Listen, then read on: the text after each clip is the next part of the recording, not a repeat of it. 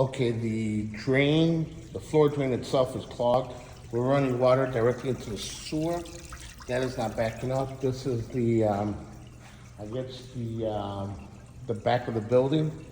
So we're gonna go ahead and rat out this line. We could try to jet it and try to get this line open and see what happens.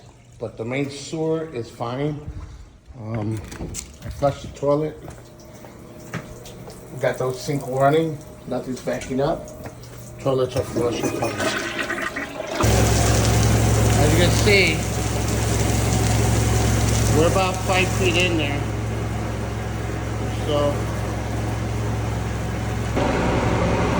alrighty, I just got this bad boy open. This took a while to get open. There's a lot of cooking here. You hear the chatter. We're putting about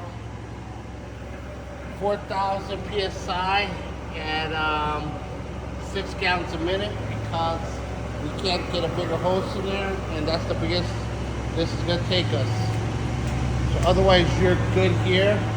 This took us a good, I don't know, hour and a half just to get this open. We tried rodding it, but rodding will not do the job.